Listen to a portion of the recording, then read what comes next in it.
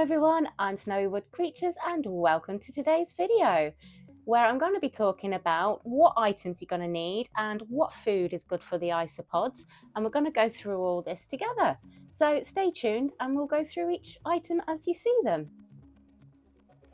So as you saw in my last video of how to make isopod substrate, now we're going to talk about what to put that substrate in, which tub to use. So personally, I like to use the Braplast, either the 1.3 or the 3 litre version, or really useful tub, either the 3 or the 5 litre version. Now, if you're going to use the really useful tubs, you've got to ensure you've got vents. So I buy these 3D printed vents. I have one at either side, and then I have two in the lid as well. Now the Braplast automatically comes with some air vents anyway, but you can always add more vents into them if you need to. But the one important thing with these is you've got to ensure you use organza mesh. So it's quite nice and cheap to buy off somewhere like Amazon, and you can buy any colour you like. I personally go for green because it's quite a natural calming colour, just like the environment they come from. The reason being, with these little air holes, isopods like to climb, and they do like to climb through these little gaps that are in here, and then I have found them in other tubs where they shouldn't be.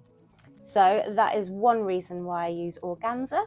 The other reason is, as I said, they like to climb, so you will actually find them climbing and clinging on the top of the organza mesh, and that's why I still use it in a tub this size as well, where there is no little gaps for them to escape out of. The other thing I would recommend with your tubs as well, as you can see, I have little labels on mine, just saying what their name is, temperature, food, height, humidity, things like that. And yes, there is a little picture on there, and that is just so I can easily identify them when I'm looking through my 100 plus. Okay, so now we have our tub filled with our isopod substrate. How do we keep humidity levels up? Water. Now you've probably noticed there's two different spray bottles. Why is that? One is a mister and the other one is a bit more of a jet. So 9 times out of 10, I'm always going to be using the mister. That is because this one is far more gentle and slower, so it's not going to blast the isopods away, whereas this one will. Now the only time I use this one is when I've noticed the soil is starting to get a little bit drier, mainly in summertime. I will use this and spray along the sides of the tub. Now, what water do I use? There's only one, dechlorinized water. That is because your tap water holds and contains harmful chemicals in there, which is going to hurt the animals. So always make sure it's dechlorinized water. Now, what other appliances have I got?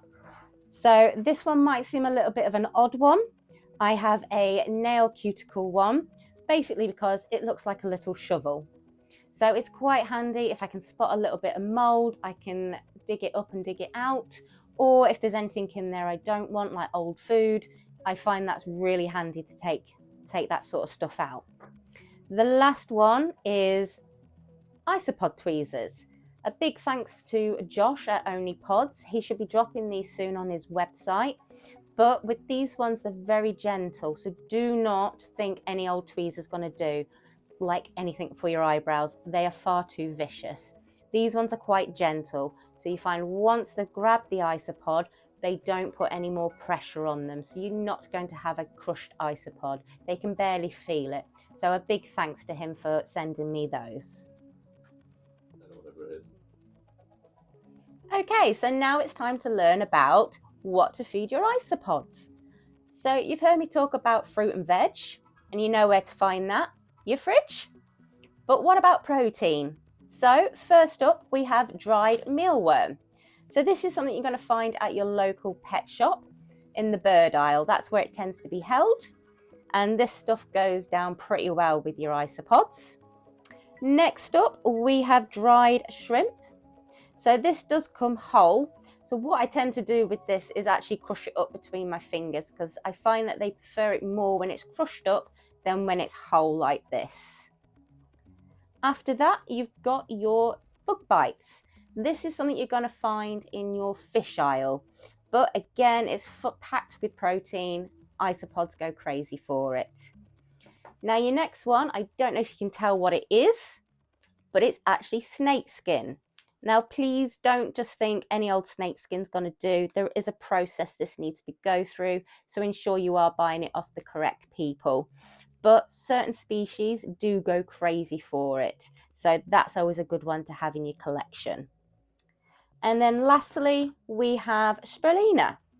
So this one is packed high in fiber and protein as well.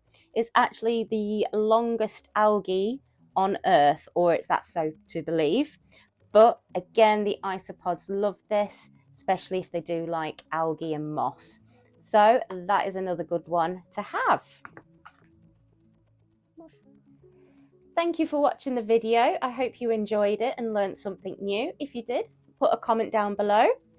And if you don't mind, give me a like and a subscribe, and then I'll see you on the next one. And until then, goodbye.